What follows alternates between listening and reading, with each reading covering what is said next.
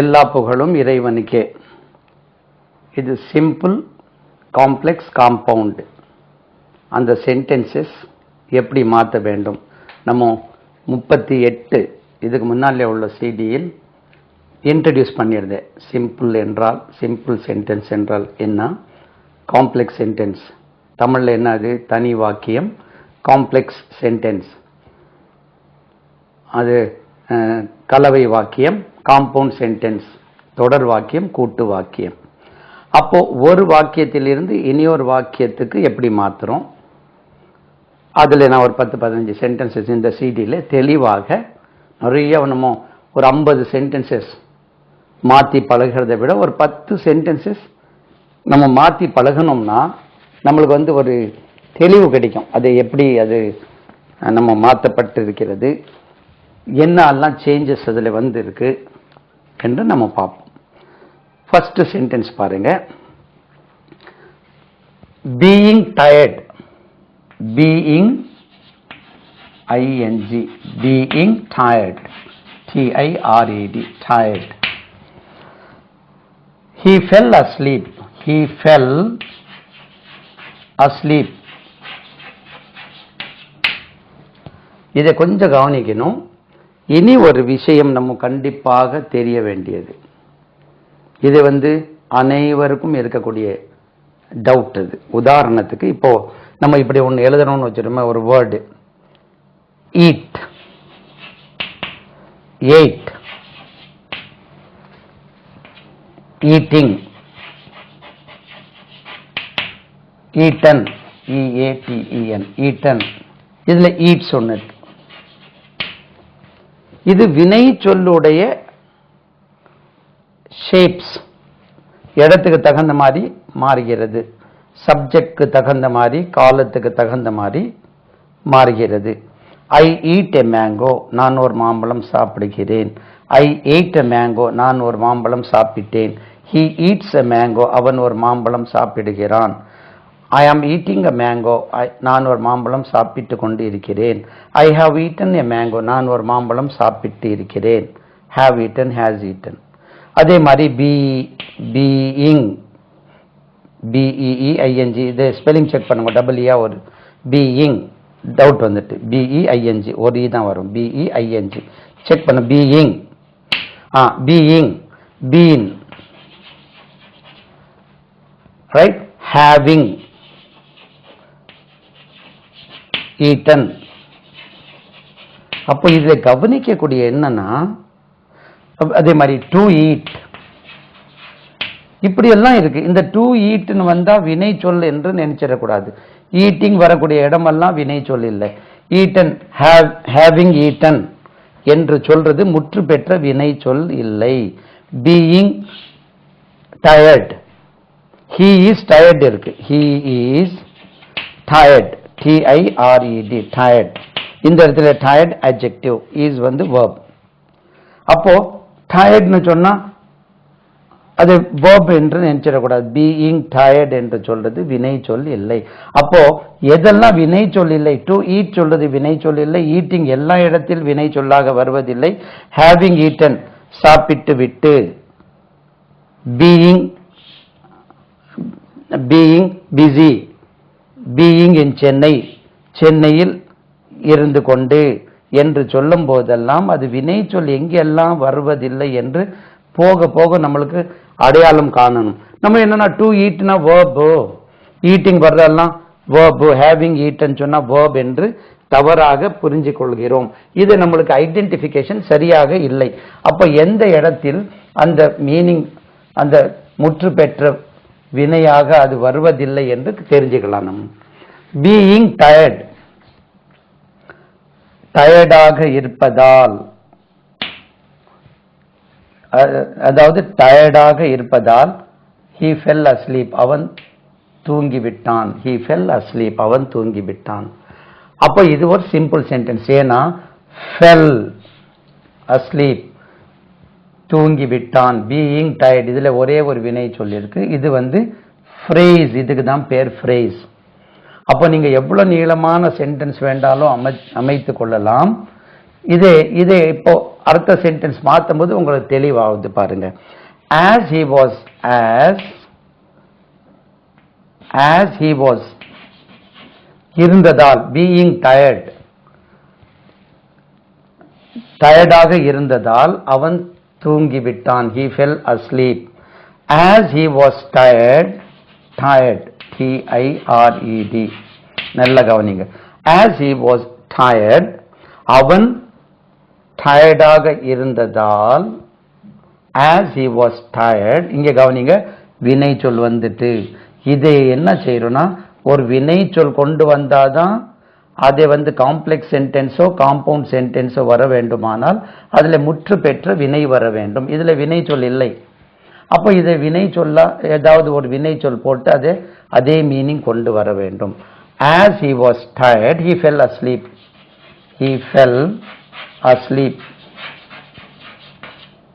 அப்போ as ஏற்கனவே நம்ம படிச்சிருக்கோம், subordinating conjunction. அப்போ இது subordinating. as he was tired அவன் டயர்டாக இருந்ததால் as he was tired. அப்போ he was tired னு சொன்னா முற்று பெற்றது. இது கோஆர்டினேட்டிங் கன்ஜங்ஷன் ஆயிடுது. he was tired he fell asleep. ரெண்டு தனித்தனியாக இருக்கு சென்டென்சஸ். இந்த சபார்டினேட்டிங் கன்ஜங்ஷன் சார்பு வாக்கிய என்ன சொல்றது, இணைப்பு சொல். அதாவது as he was tired, as coordinating conjunction, subordinating conjunction. அப்போ சபார்டினேட்டிங் க்ளாஸ் ஆக மாறிவிடுகிறது. he was tired, as he was tired அவன் டயர்டாக இருந்ததால் அவன் தூங்கிவிட்டான். he fell asleep. இப்போ பாருங்க, இதை காம்ப்ளெக்ஸ் சென்டென்ஸ் ஆக மாற்றி இருக்கிறோம். அப்போ பீயிங் டயர்ட் சொல்றது ஒரு ஃப்ரேஸ் ஆகும். ஏன்னா இதுல முற்று பெற்ற வினை இல்லை. அப்போ முற்று பெற்ற வினை போடுகிறோம். he was tired, as he was tired, since he was tired, sinc இருந்ததால், since he was tired அவன் டயர்டாக இருந்ததால் போடலாம். since he was tired அவன் டயர்டாக இருந்ததால் he fell asleep. பாருங்க, இதுவும் எடுத்து பாருங்க, சபார்டினேட்டிங் கன்ஜங்ஷன் கிட்டத்தட்ட ஒரே மீனிங் இருக்கும். Right? since he was tired he fell asleep. அப்போ இதே நாங்க மாத்தினது எப்படின்னா, இதுல ஒரு verb போட்டிருக்கோம். அப்போ இதே கொடுத்திருப்பாங்க, as he was tired he fell asleepனா இந்த was தூக்கணும், சப்ஜெக்டும் தூக்கணும், சப்ஜெக்டும் வரக்கூடாது. எதுல? நம்ம சிம்பிள் சென்டென்ஸ்ல இதை ஃப்ரேஸா மாத்தணும். டயர்ட் மட்டும் இருக்கு, பீயிங் டயர்ட். பாருங்க, பீயிங் சேர்த்த உடனே அதை ஃப்ரேஸா மாத்திரம், being tired he fell asleep. இது இருந்தா இதுல எக்ஸ்ட்ரா இதை சேர்க்கிறீங்க. இங்க he இருக்கனால இங்க he கொண்டு வந்திருக்கீங்க. he fell asleep, he was tired. இது கொஞ்சம் முதல்ல 1-2 சென்டென்சஸ்ல உங்களுக்கு புதுசா பார்க்கக்கூடியவர்களுக்கு கொஞ்சம் ஐடென்டிஃபை பண்றதுக்கு ஒரு மாதிரியா இருக்கும். ஒரு 4-5 சென்டென்சஸ் நம்ம பார்க்கும்போது உங்களுக்கு இது ஒரு பெரிய சிம்பிளா முடிஞ்ச மாதிரி இருக்கும். பிராக்டிஸ் வந்துடும். as he was tired, since he was tired he fell asleep. Side by side நீங்க அந்த உச்சரிப்பு முறையும் கற்றுக்கொண்டு நல்ல முறையில் உச்சரிப்பு நீங்க அப்படியே உச்சரித்து பழகலாம். as he was tired, நம்ம as he was tired he fell asleep, being tired he fell asleep என்று படிக்கிறதை விட being tired he fell asleep, as he was tired he fell asleep. இதை 2 in 1 3 in 1 மாதிரி படிச்சுக்கலாம். since he was tired he fell asleep. அப்போ இந்த since அல்லது as subordinating conjunction. Subordinating conjunction இருக்கனால இந்த சென்டென்ஸ் காம்ப்ளெக்ஸ் சென்டென்ஸ் என்று அழைக்கப்படுகிறது. அப்போ இது ஒரு க்ளோஸ். he was tired ஒரு க்ளோஸ், he fell asleep ஒரு க்ளோஸ். ஏன் க்ளோஸ் சொல்றோம்? இது ஒரு சென்டென்ஸ்ல உள்ள அங்கத்தினர், அந்த கூட்டு குடும்பம் மாதிரி தனியா க்ளோஸ், ஒவ்வொரு குடும்பம் ஒரே ஒன்னாகவே இருக்கிறது, சேர்ந்து இருப்பதனால் க்ளோஸ். தனியா எடுத்து he was tired னு கேபிட்டல் போட்டு ஃபுல் ஸ்டாப் போட்டீங்கன்னா sentence. he fell asleep capital போட்டு ஃபுல் ஸ்டாப் போட்டா ஒரு sentence. as he was tired இதுல கேபிட்டல் எடுத்துட்டு இதை போடுறீங்க, ஃபுல் ஸ்டாப் நீக்கிறீங்க. as he was tired he fell asleep. இந்த இடத்துல clause, 2 clauses, subordinate clause, main clause, subordinate clause, independent clause, dependent clause, principal clause, subordinate clause. Right? இதே இப்போ பாருங்க, he was tired and he fell asleep. He was tired, T-I-R-E-D, tired, and fell asleep. He was tired and fell asleep. இது he வந்து understood, and he fell asleep. அப்போ he was tired, இது வந்து ஒரு coordinate clause. He fell asleep, coordinate clause. And சொல்வது coordinating conjunction. அவன் டயர்டாக இருந்தான், அவன் தூங்க சென்றான். அவன் டயர்டாக இருந்தான், மேலும் அவன் தூங்க சென்றான். தெளிவா புரிஞ்சிருக்கும். இதை கொடுத்திருந்தா he was tired எடுத்து இதை நீங்க இதை and எடுத்துட்டு as இங்க போட்டீங்கன்னா, as போட்டா as he was tired னு சொல்லும்போது subordinate clause ஆயிடுது. Since he was tired னு சொல்லும்போது he fell asleep. இதே சென்டென்ஸ் இதே எடுத்துட்டு இது கேபிட்டல் ஆகி he was tired and போடுறீங்க, இது கோஆர்டினேட்டிங் கன்ஜங்ஷன். கோஆர்டினேட்டிங் கன்ஜங்ஷன் வந்தால் அது காம்பவுண்ட் சென்டென்ஸ் என்று அழைக்கப்படுகிறது. இது ஒரு மெயின் க்ளோஸ், இது ஒரு மெயின் க்ளோஸ், ரெண்டுமே கோஆர்டினேட்டிங் க்ளோசஸ். இது கோஆர்டினேட்டிங் க்ளோஸ், இது வந்து சபார்டினேட்டிங் க்ளோஸ். இது மெயின் க்ளோஸ், இது சபார்டினேட்டிங் க்ளோஸ். இது ரெண்டுமே கோஆர்டினேட்டிங் க்ளோசஸ். ரெண்டு க்ளோசஸ் இருக்கு, ரெண்டும் independent closes. he was tired என்றால் மீனிங் புரியுது. as he was tired என்றால் அவன் டயர்டாக இருந்ததால். அப்புறம் இது he fell asleep சொன்னாதான் அதுக்கு மீனிங் பூர்த்தி ஆகிறது. அப்படி ஒரு சென்டென்ஸை டிபெண்ட் பண்ணி இனி ஒரு சென்டென்ஸ் இருந்தா அதான் காம்ப்ளெக்ஸ் சென்டென்ஸ். ரைட்? இப்போ தெளிவா புரிஞ்சிருக்கும். இனி ஒரு சென்டென்ஸ், இப்படி ஒரு 4-5 சென்டென்சஸ் நம்ம பார்க்கும்போது உங்களுக்கு அந்த தெளிவு பெறும். சரிதானா?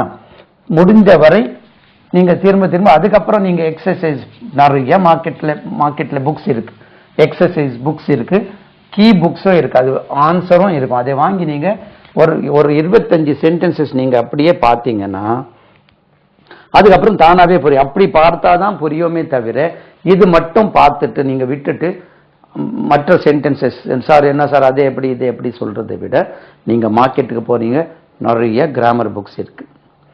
நீங்க தமிழ் மீனிங்கே அதில் தெரிய வேண்டியது இல்லை. அந்த புக்ஸ் வாங்கி நீங்க என்ன செய்றீங்கன்னா எக்ஸசைஸ் இதுல ஒரு 25 கொடுத்துருப்பாங்க, அதுக்கு கீ புக்ல ஆன்சர் கொடுத்துருப்பாங்க, மாத்துறது. அதை நீங்க எடுத்து அதை மாற்றி திரும்ப நீங்க எக்ஸசைசஸ் ஒரு 100 மினிமம் ஒரு 100 சென்டென்சஸ் ஒண்ணுமே இல்லை அதுல இருக்கிற மாதிரி அப்படியே செஞ்சுட்டு வரும்போது இதுவும் அதுவும் சேர்க்கும் போது தெளிவு பெறுமே தவிர இது மட்டும் போதாது.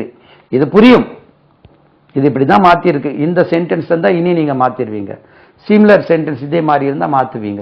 கொஞ்சம் வித்தியாசமா வரும்போது பல ஸ்டைல்ஸ் வித்தியாசமான கன்ஜங்ஷன்ஸ் மாறி மாறி வரும்போது சின்ன பிசுறுகள் வரும். அது பிராக்டிஸ்ல அது எனக்கும் அனைவருக்கும் இருக்கக்கூடிய ப்ராப்ளம், அது உங்களுக்கும் வரும்.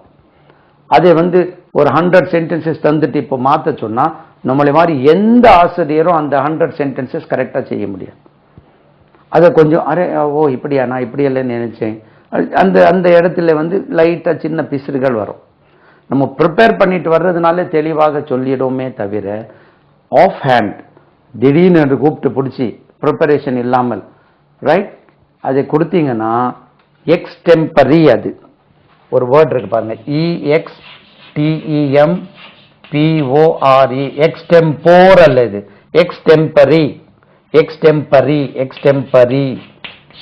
எக்ஸ்டெம்பரினா ப்ரிப்பரேஷன் இல்லாமல், ஆஃப் ஹேண்ட், ரைட்? இம்ப்ராம்ப்டிவ். எக்ஸ்டெம்போர் கிடையாது, எக்ஸ்டெம்போர் ஸ்பீச் இல்லை, எக்ஸ்டெம்பரி என்று உச்சரி. எக்ஸ்டெம்பரி இது கிட்டத்தட்ட 99% எக்ஸ்டெம்போர் என்றுதான் தவறாக உச்சரிக்கப்படுகிறது இந்த வார்த்தை. எக்ஸ்டெம்பரி என்றால் without preparation, off hand, ad lib, right? Impromptu speech without preparation. சரிதானா? ஆன் த ஸ்பாட் உடனே கொடுத்து சொல்றது, அது எக்ஸ்டெம்போர் இல்லை, அது எக்ஸ்டெம்பரி. ஏற்கனவே என்னுடைய சிடியில கொடுத்திருப்பேன், நீங்க படிச்சிருந்தாலும் மறந்துருப்பீங்க, உடனே ஞாபகம் இருக்கவா செய்யும். ரைட், அடுத்தபடியாக அடுத்தது இனி ஒரு sentence. Today being a holiday, today being a holiday, being a holiday. Today being a holiday, I will not go to college. I will not சொல்லலாம். I will not go to college. Will not go to college. Go to college. இந்த college ஏற்கனவே சொல்லியிருக்கேன், நம்மளுடைய சிடியில் இருக்கு. அந்த CD மறந்தவர்களுக்கு ஒரு example, colleague என்ற ஒரு வேர்ட் இருக்கு. கொலீக், அது கலீக் என்று உச்சரிக்கக்கூடாது. Colleague colleague, colleague, colleague, stress lies on the first level, colleague. அந்த colleagueக்கு ஸ்பெல்லிங் ஞாபகம் வைக்கிறதுக்கு நான் ஒரு சூத்திரம் சொல்லி கொடுத்துருந்தேன், என்னுடைய சிடியில் இருக்கு. இருந்தாலும் இப்போ காலேஜ் வந்தனாலே அது ஒரு படிச்சுட்டு போவோம். காலேஜ் எழுதுங்க, COLLEGE, காலேஜ் இருக்கல்லவா, EGE, காலேஜ். அப்போ நம்ம உயிர் எழுத்து இங்கிலீஷ்ல vowels, AEIOU, இந்த 5 vowels இருக்கல்லவா. இந்த காலேஜ் இருக்கு, COLLEGE. அப்போ ஜிக்கு முன்னாலே முதல் உயிர் எழுத்து, ஜிக்கு பிறகு லாஸ்ட் உயிர் எழுத்து. அந்த அது ஏ போடுங்க யூ போடுங்கன்னா உங்களுக்கு ஞாபகம் இருக்காதுன்னு சொல்லி தான் இந்த உயிர் எழுத்து போடுங்க. AEIOU, AEIOU. அப்போ ஜிக்கு முன்னாலே முதல் உயிர் எழுத்தும் ஜிக்கு பிறகு கடைசி உயிர் எழுத்தும் போட்டீங்கன்னா காலேஜ் பிகம்ஸ் colleague. பாருங்க, இந்த colleague என்ற ஸ்பெல்லிங் எவ்வளவு கஷ்டப்பட்டு நாங்க படிச்சோம். நீங்க பிள்ளைகளுக்கு சொல்லி தர்றதுக்கு ஈஸியா இருக்கும் இல்லையா? He is my college colleague. He is my college colleague. He is my college colleague. அவர் என்னுடைய காலேஜ்ல வேலை பார்க்கக்கூடிய சிப்பந்தி இல்லையா, கோவர்க்கர்.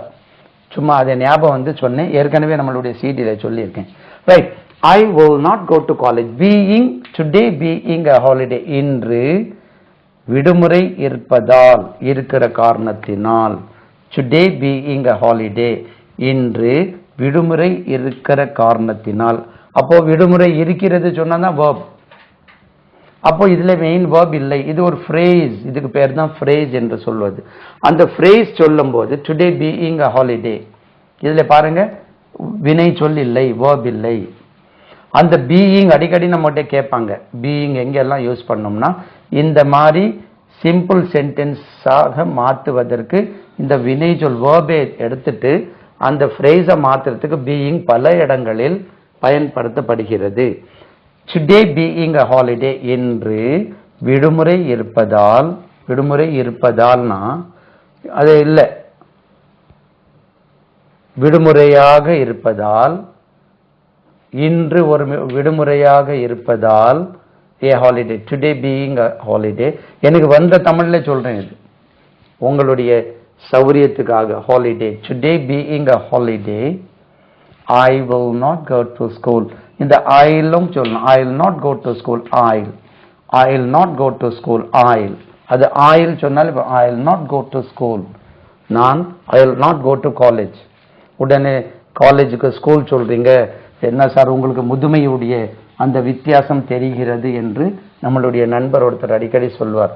அதே வந்து பிகாஸ் ஆஃப் நம்ம எய்ம் வந்து இது இந்த இடத்துல காலேஜோ ஸ்கூலோ என்னது வில்லேஜோ எது சொன்னாலும் பிரச்சனை இல்லை. நம்மளுடைய மெயின் ப்ராப்ளம் இங்க என்ன சார் காலேஜ் எழுதுறது ஸ்கூல் சொல்றீங்கன்னா, அதே வந்து பிகாஸ் அவர் main aim is to understand this thing. அந்த மாதிரி ஸ்லிப் வரதான் செய்யும். அந்த ஸ்லிப் வராம இருப்பதற்கு நான் ஸ்லோவா சொல்லணும், நிறைய விஷயங்கள் சொல்லி கொடுக்க வேண்டும் என்று நம்ம கூடுதலாக அந்த ஜாம் பேக் பண்ணி அந்த ஷார்ட் டியூரேஷன்ல நிறைய சொல்லணும்னு சொல்லுவதனால் அது வந்து நான் நிறுத்தி சொல்றேன்னா, today being a holiday, I will not go to college. அந்த I will not go to college. I will not go to college.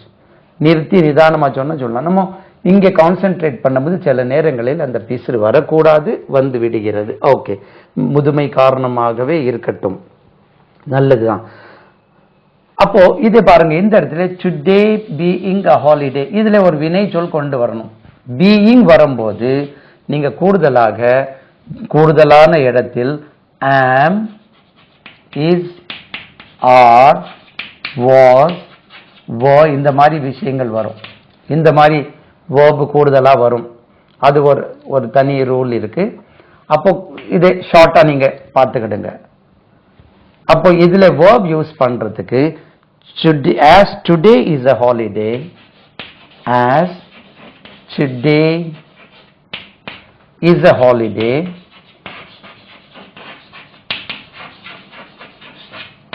பாருங்க, is a holiday, இன்று, today is a holiday, இன்று விடுமுறையாக இருக்கிறது, இன்று ஒரு விடுமுறையாக இருக்கிறது.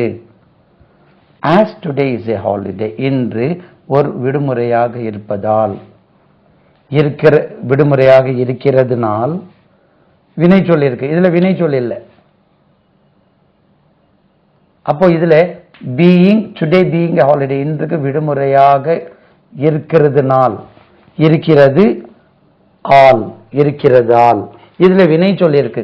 இது தமிழ்ல எப்படி சொல்றோம்? இதுல ஆங்கிலத்துல வினைச்சொல் இல்லை, phrase. அந்த phrase இதை நாங்க க்ளோஸா மாத்துறோம். today is a holiday, இன்று விடுமுறையாக இருக்கிறது, இன்று ஒரு விடுமுறையாக இருக்கிறது. அப்போ இந்த phrase நம்ம ஒரு verb இன்ட்ரடியூஸ் பண்ணி இதை முழுமையான ஒரு சென்டென்ஸை மாத்துறோம். as subordinating conjunction சேர்க்கும் போது since today is a holiday கூட போடலாம். as today is a holiday, இன்று விடுமுறையாக இருக்கிறது ஆல், இருக்கிற காரணத்தினால், because today is a holiday சொல்லலாம். because எடுத்து பாருங்க, அதுவும் subordinating conjunction தான். because today is a holiday, I will not go to college. I'll not go to college. Not go to college. பாருங்க, உங்களுக்கு எவ்வளவு தெளிவாக புரிஞ்சிருக்கும்னு நினைக்கிறேன். இது அப்படியே இருக்கு. இது main clause, independent clause, principal clause. இது அடிக்கடி ஏன் சொல்றது, உங்களுக்கு அதை பழகிடும். அதை 3 சொல்லி இல்லை, நான் 1 ஞாபகம் இருக்கும், 1 மறந்துடும்.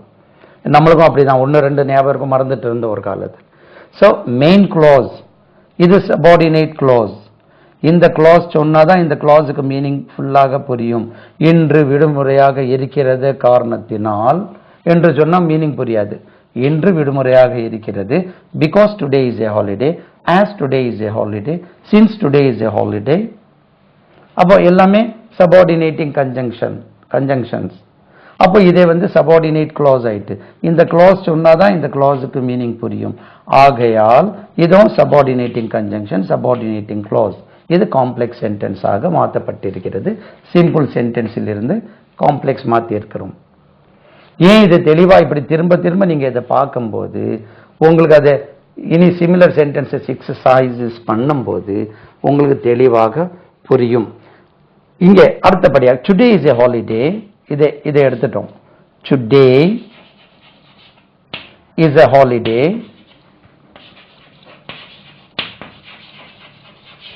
Today is a holiday and I'll not go to college. I'll not go to college. I'll not go to college.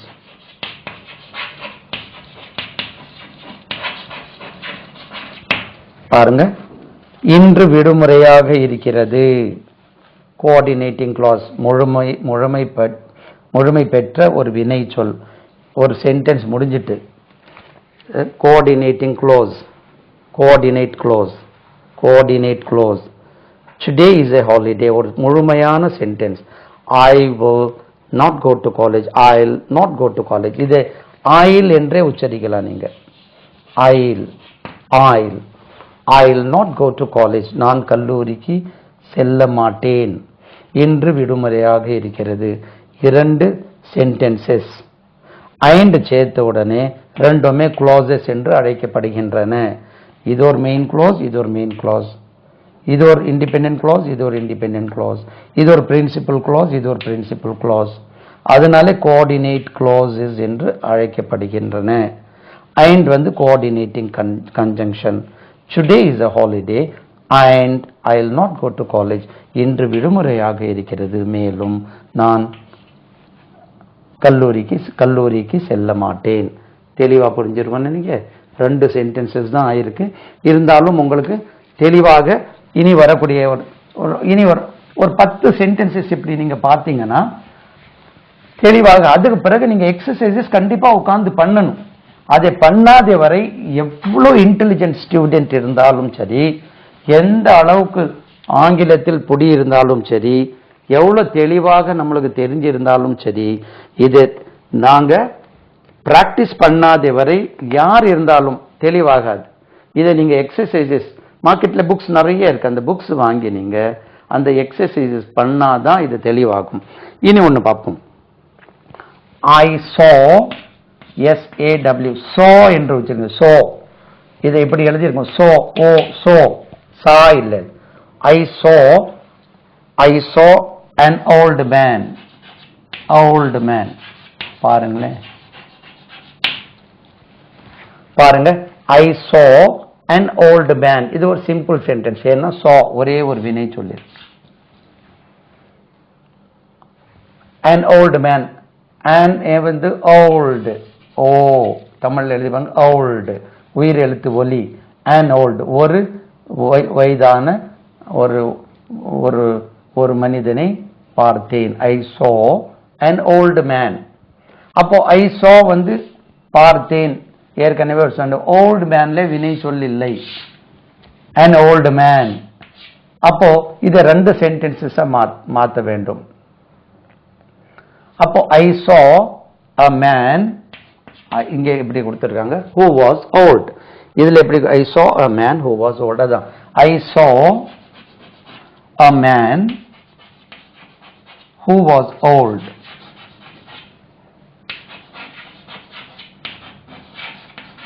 ஏன் இதை was போட்டிருக்கோம்னா who is old சொல்லலாம், இப்பவும் old தான், தப்பு இல்லை. இருந்தாலும் saw past tense இருக்கனால was போட்டிருக்கோம்.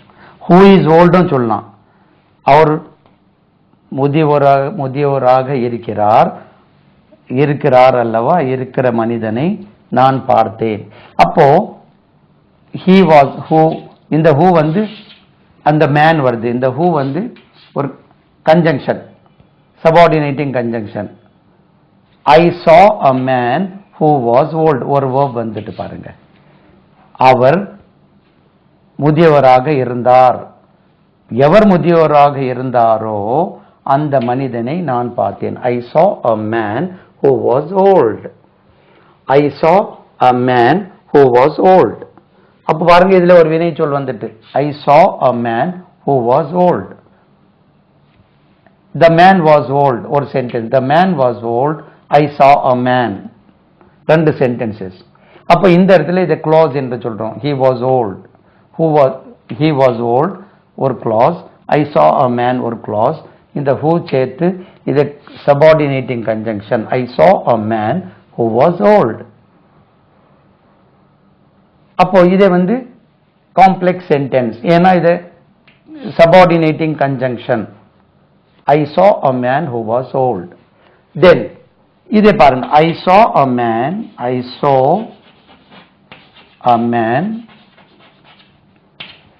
and he was old. அதே சென்டென்ஸ் இதுல எப்படி கொடுத்திருக்காங்க, I saw a man and he was old, அப்படிதான் கொடுத்திருக்காங்க. பாருங்க, I saw இருக்கு, he was old. அப்போ he was old, அவர் முதியவராக இருந்தார். I saw a man, நான் ஒரு மனிதனை பார்த்தேன், அந்த மனிதர் முதியவராக இருந்தார். Full sentence, right? clause, right? coordinate clause. I saw a man, he was old. who was, இது and எடுத்து who போட்டோன்னு பாருங்க, அது என்ன, who was old, who தான் ஹீக்கு பதிலா வந்துடும். who was old, யார் முதியவராக இருந்தாரோ அந்த மனிதனை நான் பார்த்தேன். இது வந்து ரிலேட்டிவ் ப்ரோனவுன் என்று ஒரு இடத்தில் அழைக்கப்படுகிறது. அந்த ரிலேட்டிவ் ப்ரோனவுன் ஒரு சிடி கண்டிப்பா போடணும், பின்னாலே போடலாம். இது 20ஓட இது 39வது சிடி. அடுத்த சிடி ஒன்று போட போறோம். அதை வந்து டிகிரிஸ் ஆஃப் கம்பேரிசன், அதுவும் ஒரு சிடியில முடியாது, இன்ட்ரடக்ஷன் மட்டும் அதில் கொடுப்போம். I saw a man who was old. நான் ஒரு மனிதனை பார்த்தேன், அந்த மனிதர் முதியவராக இருந்தார். நான் ஒரு மனிதராக பார்த்தேன், மேலும் அவர் முதியோராக இருந்தார். இது காம்பவுண்ட் சென்டென்ஸ். இது கோஆர்டினேட்டிங் கன்ஜங்ஷன். திரும்ப திரும்ப நம்ம அப்படி சொல்லும் போது உங்களுக்கு பழகிடும். இது subordinating conjunction, coordinating conjunction. School லைஃப்ல படிக்கும்போது இதெல்லாம் தெரியும். அந்த 10th +1 +2 படிக்கிற மக்களுக்கெல்லாம் ரொம்ப தெளிவாக தெரியும். அவங்க 2 வருஷத்துக்கு பிறகு மறந்துடுவாங்க. காரணம் என்னன்னா அது தேவைப்படுவதில்லை, கூடுதலாக ஞாபகம் இருக்கிறதில்லை. அப்போ simple, I saw an old man. இதை பாருங்க எப்படி மாத்திருக்காங்க. ஐ saw a man who was old. Complex. I saw a man and he was old. Compound sentence. Right. அந்த க்ளாஸ் ஏன் சொல்றோம்? சென்டென்ஸ் தான் க்ளாஸ். அந்த 2 சென்டென்ஸ் தான் ஒன்னாக இணைக்கப்பட்டு அதில் உள்ள ஃபுல் ஸ்டாப்பை எடுத்துட்டு அதில் சில இடங்களில் கேபிட்டல் இருக்கிற இடத்துல ஸ்மால் லெட்டர் கொண்டு வந்துடும். அதுக்காக அந்த இடத்தில் அதை நாம் க்ளாஸ் என்று அழைக்கிறோம். க்ளாஸும் சென்டென்ஸும் ஒன்று தான். அடுத்தது இனி ஒன்று, he accepted my suggestion. இது கொஞ்சம் காம்ப்ளிகேட் வரும். ஒன்றும் இல்லை. he accepted, ACCEP, accepted my suggestion, SUGGESTION, session. he accepted my suggestion. என்னுடைய ஆலோசனை அவர் ஏற்றுக்கொண்டார், ஒப்புக்கொண்டார், ஏற்றுக்கொண்டார்.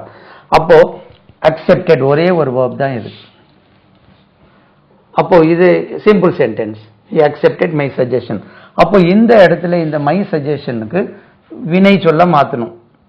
அப்போ இது நவுன் சஜஷன். இது எப்பவுமே நவுன் ஃபார்ம்ல வரும். இதே வேர்பை மாற்றணும். சஜஸ்ட், இது பாஸ்ட் டென்ஸ். அக்செப்டட்ங்க சஜஸ்டட் கொண்டு வரலாம் past tense. which I will suggest வராதில்லை, இது பாஸ்ட் டென்ஸ் இருக்கனால which I suggested. இங்க என்ன கொடுத்துங்க? which I made. he accepted the suggestion which I made அப்படி கொடுத்துருக்காங்க. he accepted what I suggested. he accepted he accepted what I suggested. SUGGESTED.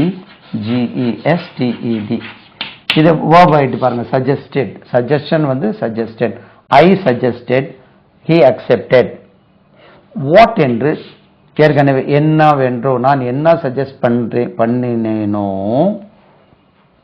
what I suggested, நான் என்ன suggest பண்ணினேனோ அதை அவர் ஏற்றுக்கொண்டார். he accepted. what என்று சொல்றது subordinating conjunction. what I suggested, நான் என்ன சஜஸ்ட் பண்ணினேனோ, subordinate clause. அதுக்கு மீனிங் தெளிவாகாது. நான் என்ன சஜஸ்ட் பண்ணினேனோ, what I suggested, நான் என்ன சஜஸ்ட் பண்ணினேனோ அவர் அதை ஏற்றுக்கொண்டார். he accepted what I suggested. இந்த what I suggested subordinate clause. இது மெயின் clause, subordinate clause. இது இந்த clause சொன்னாதான் இந்த clauseக்கு மீனிங் புரியும். அப்போ what என்ற subordinating conjunction இருப்பதால் இது complex sentence. I suggested and he accepted it. இப்படி இருக்கு. I made a suggestion, அதை சொல்ல I made a suggestion and he accepted it இப்படி கொடுத்திருக்காங்க. இது இனி ஒன்று இருக்கு. he accepted which I made, he accepted the suggestion. இதை இப்படி மாத்திருக்காங்க. he accepted the suggestion which I made அப்படியும் சொல்லலாம். which I made, which subordinating conjunction. இனி ஒரு முறை அது போடுமா. he accepted the suggestion எழுதும். he accepted the suggestion, SUGGESTION. he accepted the suggestion which I made.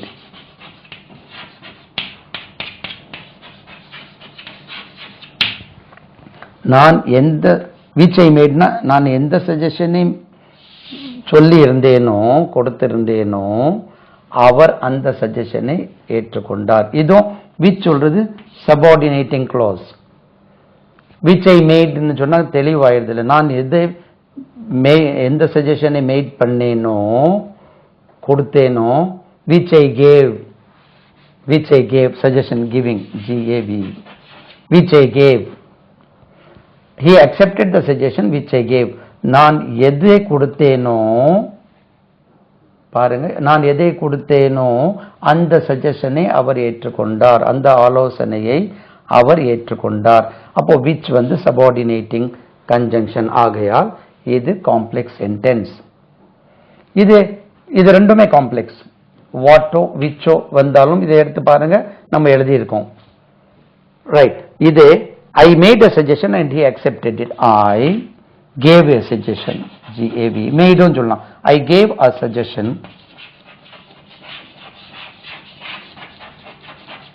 நான் ஒரு ஆலோசனை கொடுத்தேன். I gave a suggestion and he accepted it. அப்போ gave past tense அப்படிதான் கொண்டு வரணும். ஏன்னா accepted அதில் இருக்கு. He accepted அதிலே இருக்கக்கூடிய சென்டென்ஸ். அது past tense இருக்கனால இதுவும் past tenseல கொண்டு வந்திருக்கோம். accepted, ACCEPTED, accepted, and he accepted it. I gave a suggestion. நான் அவருக்கு ஒரு ஆலோசனை கூறினேன், கொடுத்தேன். He accepted it. coordinate clause. இதுவும் full sentence. I gave a suggestion. He accepted it. He accepted the suggestion. இது I gave a suggestion full sentence. தனியா meaning புரியுது. I gave a suggestion. நான் ஒரு ஆலோசனை கொடுத்தேன்.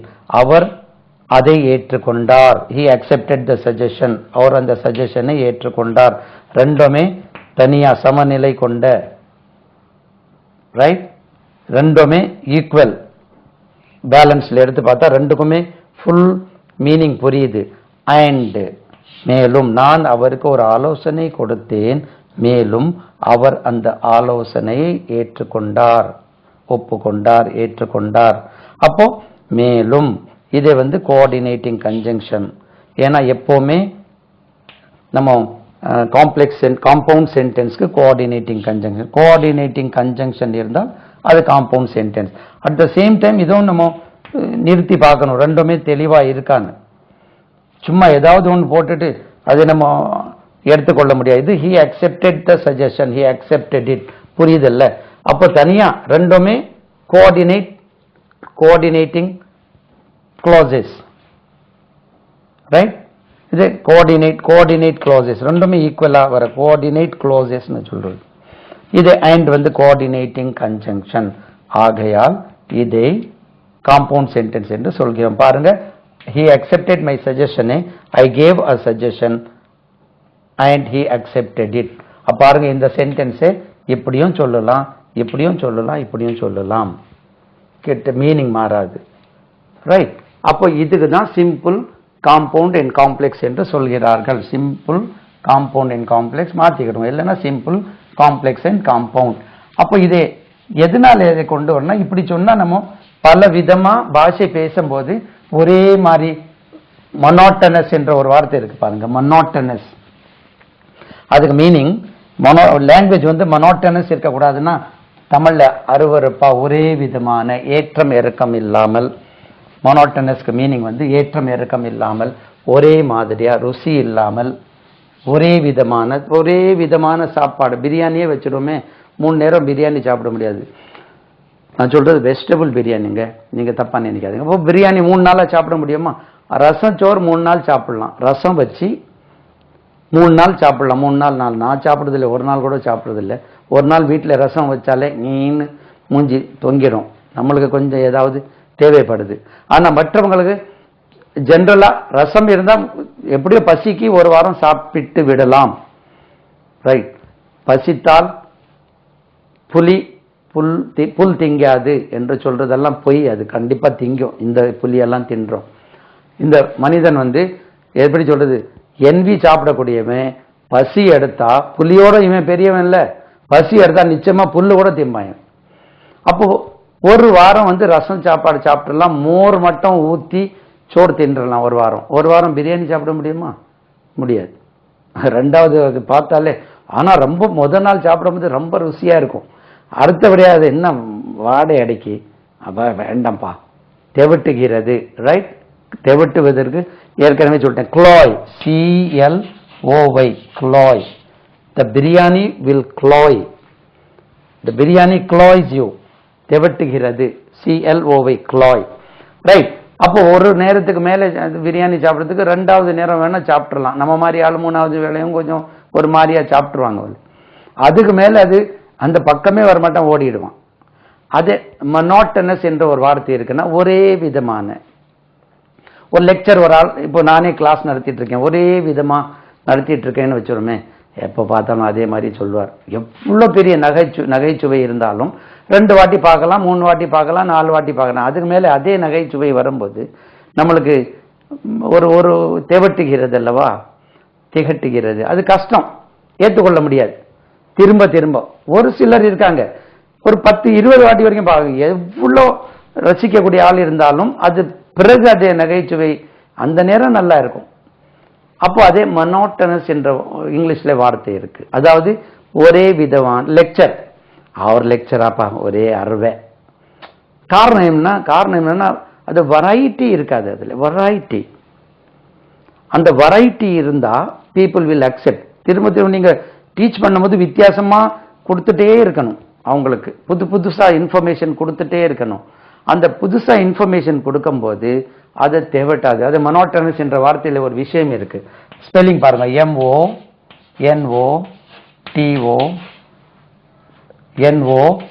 MONOTONOUS. நல்ல கவனிங்க, இந்த மனோட்டனஸ்ல எவ்ரி அதர் லெட்டர் இஸ் ஓ. பாருங்க என்ன ஒரே விதமான ஒரு வித்தியாசம். மனோட்டனி. His lecture is monotonous. Every other, அந்த வேர்ட்லயே இருக்கு பாருங்க, every other letter is o. Monotonous.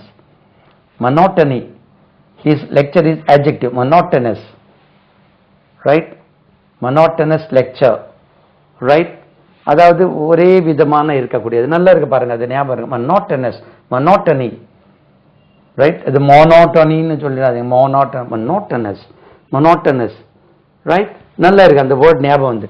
அப்போ நீங்க டீச்சிங்ல ஒரு விஷயம் என்னன்னா, நீங்க டீச் பண்ணிட்டே இருக்கு. Anything you teach, try to give something, என்ன சொல்றது, சம்திங் வித் அ டிஃபரன்ஸ். அந்த வெரைட்டி கொடுக்கணும். It should be a little humorous. கொஞ்சம் அதில் நகைச்சுவை தன்மை இருக்க வேண்டும். எனக்கு நகைச்சுவை தன்மை இருக்குதா இல்லையான்னு தெரியல, இனி நான் கற்றுக்கொண்டு இருக்கிறேன். நகைச்சுவையோடு எப்படி கொடுக்க வேண்டும். நீங்க நகைச்சுவையோடு கொடுக்கும் போது அது மனோட்டனஸா இருக்காது, அருவருப்பா இருக்காது. அது ஏற்றுக்கொள்ளத்தக்கதாக. Anything you give people will accept, provided variety இருக்கணும். சரிதாம்மா, இந்த வெரைட்டின்னு நிறைய சொல்லிட்டேனோ, அதுல ஒரு மனோட்டனஸ் வந்துட்டு. சரி, அடுத்தது இங்க பாருங்க, you must work hard in order to get first class. பாருங்க, you must work hard, you must work hard in order to get first class. To get, the to get verb illa, to get first class, FIRST, first class. You must work hard in order to get first class. பாருங்க, in order to get first class சொல்றது ஒரு phrase. முதல் வகுப்பில் பெறுவதற்காக, in order to get first class, in order to get, பெறுவதற்காக, முதல் வகுப்பு பெறுவதற்காக. இது வினை சொல் இல்லை. டு கெட் இருக்கனால சார் கெட் இருக்கு, வினை சொல். கெட் காட் அப்படி இல்லை. டு கெட் அது பெறுவதற்காக, முதல் வகுப்பு பெறுவதற்காக. in order to get, முதல் வகுப்பு பெறுவதற்காக யூ மஸ்ட் ஒர்க் ஹார்ட், நீ கடினமாக உழைக்க வேண்டும்.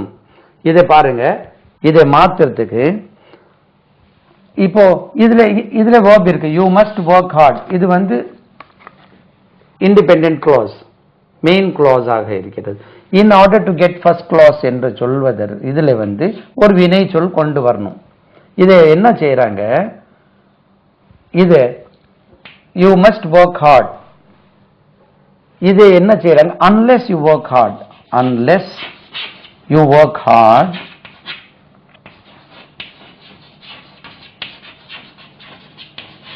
you must work hard, unless you work hard. பாருங்க, unless you work hard, you work hard, நீ கடினமாக உழை. unless subordinating conjunction, இது என்ன, உழைக்காத வரையில். யூ ஒர்க் ஹார்ட், நீ கடினமாக உழை. அன்லெஸ் யூ ஒர்க் ஹார்ட், நீ கடினமாக உழைக்காத வரையில். நெகட்டிவ் ஆயிடுது பாருங்க. யூ ஒர்க் ஹார்ட், நீ கடினமாக உழை. அன்லெஸ் யூ ஒர்க் ஹார்ட், நீ கடினமாக உழைக்காத வரையில், உழைக்காவிட்டால். பாருங்க, யூ ஒர்க் ஹார்ட், நீ கடினமாக உழை. இது subordinating conjunction. Unless you work hard, நீ கடினமாக உழைக்காத வரையில், நீ கடினமாக உழைக்காவிட்டால். அன்லெஸ் யூ ஒர்க் ஹார்ட், இது நீ கடினமாக உழைக்காவிட்டால் ஒன்னால் முதல் வகுப்பு பெற முடியாது. வந்துட்டு பாத்தீங்களா? இங்க என்ன கொடுத்திருக்காங்க? You cannot get first class இருக்கு. யூ cannot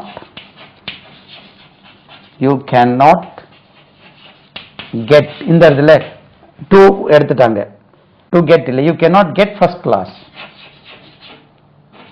சார் இங்கே get வந்து verb இல்ல சொல்றீங்க, இது to கூட சேர்ந்திருப்பாங்க. இந்த to போட்டீங்கன்னா cannot to get வராது. you cannot get first class. பாருங்க, இது வந்து you cannot get first class, இது வந்து முதன்மை வாக்கியம், மெயின் clause. இது you cannot get first class meaning புரியுது. unless you work hard, நீ கடினமாக உழைக்காத வரையில் மீனிங் ஃபுல்லா புரியாது. இதை சொன்னாதான் அது புரியும். அப்போ இது சபார்டினேட்டிங் கன்ஜங்ஷன். நீ கடினமாக உழைக்காத வரையில். இங்க you must work hard in order to get first class.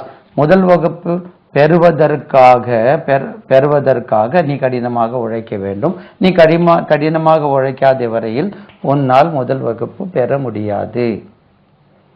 அப்போ இது அன்லெஸ் வந்து சபார்டினேட்டிங் கன்ஜங்ஷன் இருப்பதால் உங்களுக்கு இது காம்ப்ளெக்ஸ் சென்டென்ஸ் ஆகிறது. ஏன்னா இது டிபெண்டன்ட் கிளாஸ். இதை சொன்னாதான் இதுக்கு மீனிங் புரியும். இதை சொல்லலைன்னா இதுக்கு மீனிங் தொக்கி நிற்கும். unless you work hard, நீ கடினமாக உழைக்காத வரையில், நீ கடினமாக உழைக்காமல் இருந்தால், நீ கடினமாக உழைக்காவிட்டால் அப்புறம் என்ன நடக்கும்? you cannot get first class, உன்னால் முதல் வகுப்பு பெற முடியாது. இது காம்ப்ளெக்ஸ் சென்டென்ஸ். இப்போ இது வந்து compound sentence. you must work hard. இதே மாதிரி you must work hard. நீங்க ட்ரை பண்ணுங்க. you must work hard.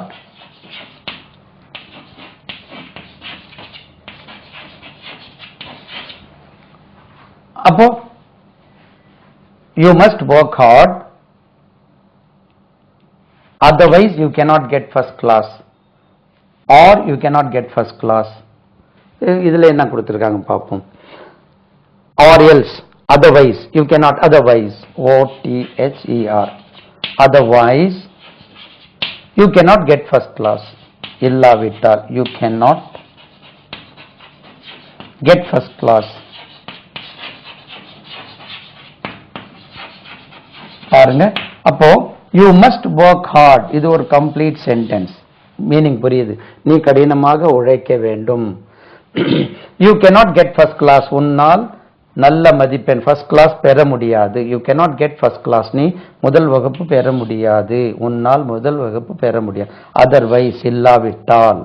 பாருங்க, இது கோஆர்டினேட்டிங் கன்ஜங்ஷன். இதோ மெயின் கிளாஸ், இதோ மெயின் கிளாஸ். இதுவும் இண்டிபெண்டன்ட் கிளாஸ், இதுவும் இண்டிபெண்டன்ட் கிளாஸ்.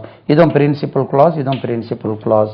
ரெண்டுமே தனியா நிக்கி. you cannot get first class, you must work hard. ரெண்டு சென்டென்சஸ் இருக்கு.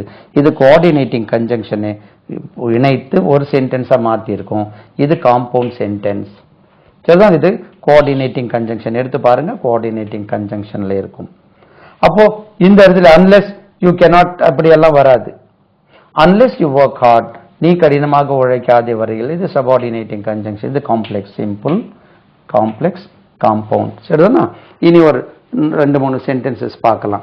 அப்போ 2 சென்டென்சஸ் பார்க்கும்போது இனி நீங்க எக்ஸசைசஸ் பண்ணாத வரை, சார் எக்ஸசைசஸும் நீங்களே கொடுக்கலாமே அப்படின்னா, அது நீங்க எடுத்து தனியா பார்க்கும்போது அதுக்குள்ள ஒரு இஃபெக்ட் வேற இருக்கும். அதுக்கு நீங்க என்ன செய்றீங்க?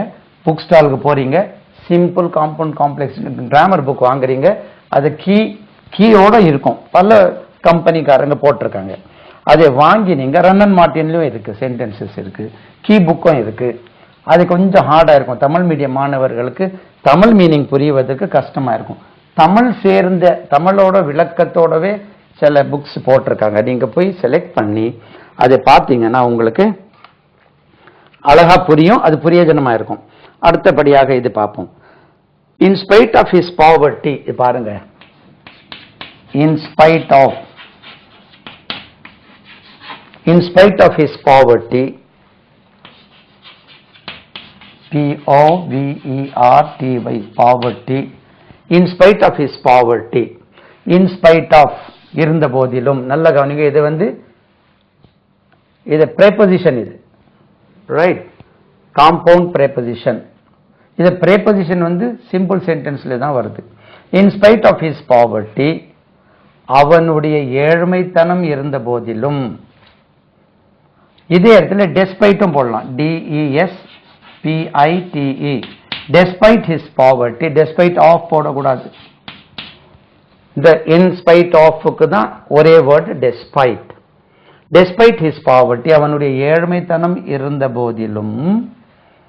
even though சொன்னாலும், even though he is poor, அவன் ஏழையாக இருந்த போதிலும். even though சொன்னாலும் இருந்த போதிலும், in spite of சொன்னாலும் இருந்த போதிலும், nevertheless சொன்னாலும் இருந்த போதிலும், still சொன்னாலும் இருந்தும் கூட இருந்த போதிலும், yet சொன்னாலும் இருந்தும் கூட இருந்த போதிலும்.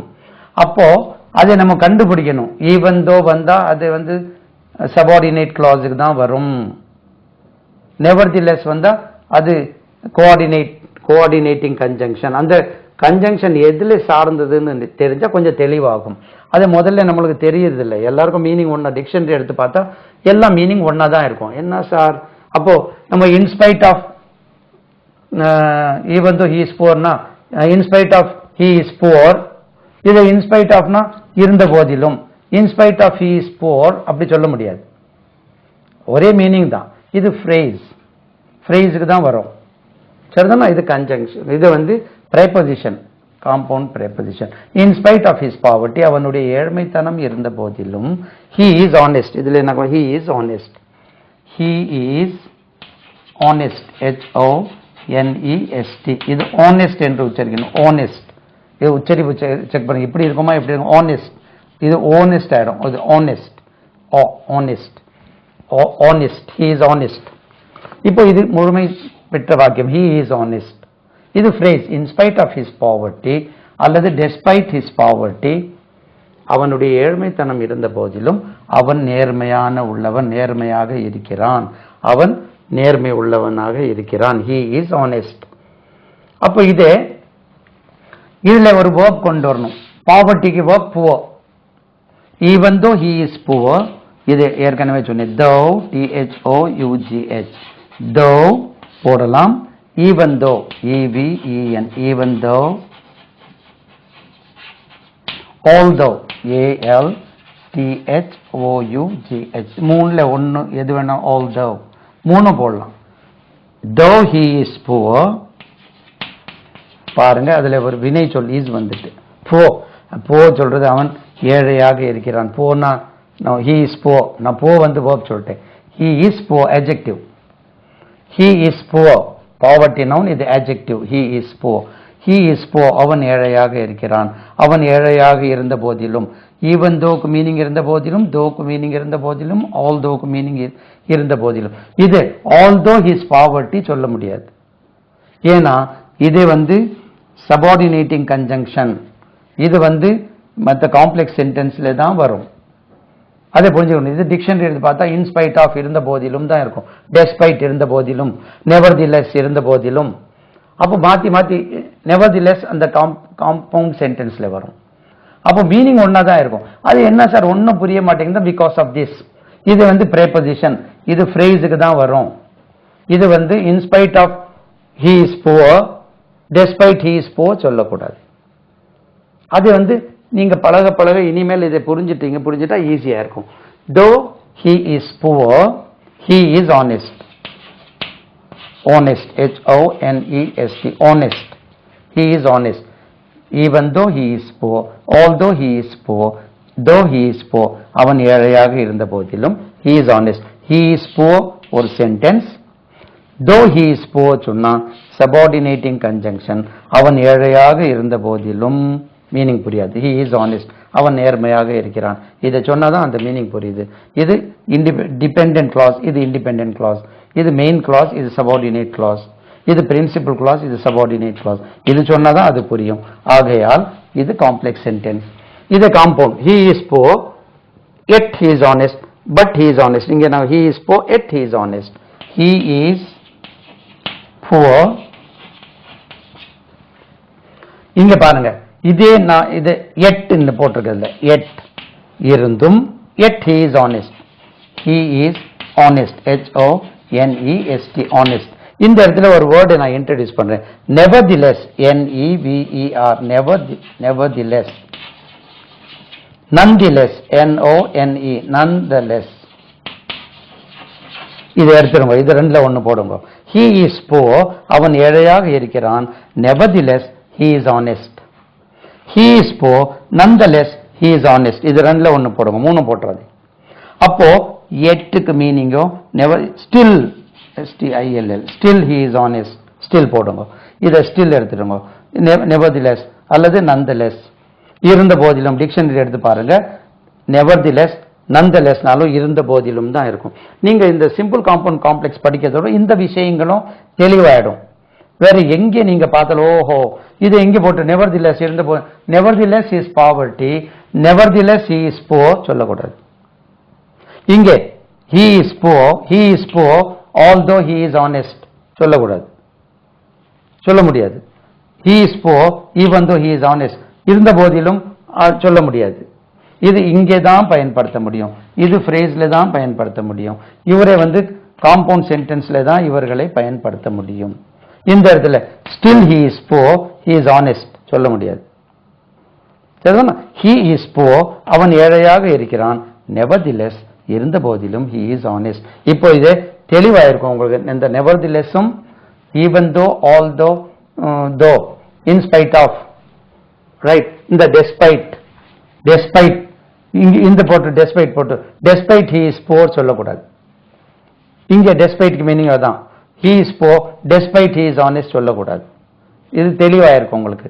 இந்த மாதிரி விஷயங்கள் கொஞ்சம் கொஞ்சமாக நம்ம பார்த்து நீங்க பழகிட்டு வந்தீங்கன்னா அவன் ஏழையாக இருக்கிறான், இருந்த போதிலும் அவன் நேர்மையான உள்ளவனாக இருக்கிறான். அப்போ பாருங்க, அதே இருந்த போதிலும் என்ற மீனிங், இருந்தும் கூட, இருந்த போதிலும் அவன் நேர்மையாக இருக்கிறான்.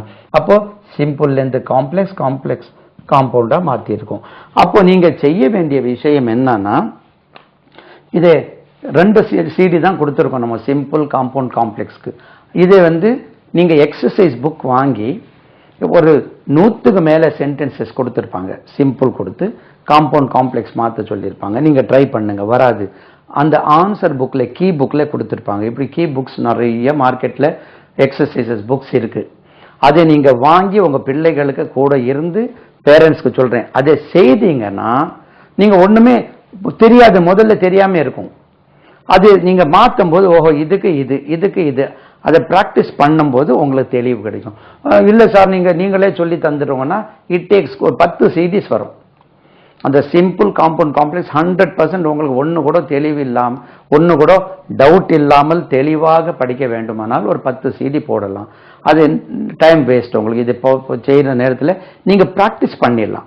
இதில் ஒரு விஷயம் என்னன்னா, நீங்கள் சைட் பை சைட் கொஞ்சம் என்ன துணுக்குகள் கொஞ்சம் பார்க்குறீங்க, அது பிரயோஜனமாக இருக்கும். அதை நீங்கள் எக்ஸசைஸ் பண்ணும்போது முதல்ல வச்சு அப்படியே ட்ரை பண்ணுறீங்க, வராது, ஒர்க்கா வராது, 2 வாட்டி வராது, திரும்ப நீங்கள் பார்க்கும்போது அப்படிதான் நாம் அனைவரும் அந்த எக்ஸசைசஸ் பார்த்து பல புத்தகங்கள் இருந்து காப்பி அடிச்சு, இது நம்மளுடைய சொந்த கண்டுபிடிப்பு இல்லை. Practice makes the man perfect. அதாவது பிராக்டிஸ். சே ஃபார் எக்ஸாம்பிள், இதே சிம்பிள் காம்பவுண்ட் காம்ப்ளெக்ஸ் சென்டென்சஸ் நீங்களே ஒரு 1000 சென்டென்சஸ் திரும்ப செய்றீங்கன்னு வச்சிருமே, நான் 100 சென்டென்சஸ் பண்றேன். அப்போ உங்களுக்கு என்னோட தெளிவு கூடுதல் வந்துடும். காரணம் என்னன்னா, அதுக்கு பின்னாலேயே திரும்ப செய்யும் போது எந்த ஒரு விஷயமோ, அதை சொன்ன மாதிரி பிராக்டிஸ் மேக்ஸ் த மேன் பர்ஃபெக்ட்னா, அந்த திரும்ப பயிற்சி செய்யும் போது அது தெளிவு ஆகிறது. நம்ம ஜென்ரலி என்ன செய்வோம்னா, ஒரு 10 சென்டென்சஸ் 20 சென்டென்ஸ் பண்ணி பார்த்துட்டு வரமாட்டேங்குது. எவ்வளோ வீக்கான ஸ்டூடெண்ட் இருந்தாலும் சரி, அந்த 100, 200, 300 சென்டென்சஸ் சிம்பிள்லேருந்து காம்பவுண்ட்லேருந்து காம்ப்ளெக்ஸ் அப்படி மாற்றி, காம்ப்ளெக்ஸ்லேருந்து காம்பவுண்ட்லேருந்து சிம்பிள் அப்படி மாற்றி மாற்றி ப்ராக்டிஸ் பண்ணிங்கன்னா நிச்சயமாக உங்களால் தேர்ச்சி பட முடியும். சரிதானா? இது திரும்ப திரும்ப பார்த்து ப்ராக்டிஸ் பண்ணுங்க. ஓகே, எல்லாம் புகழும் இறைவனுக்கே.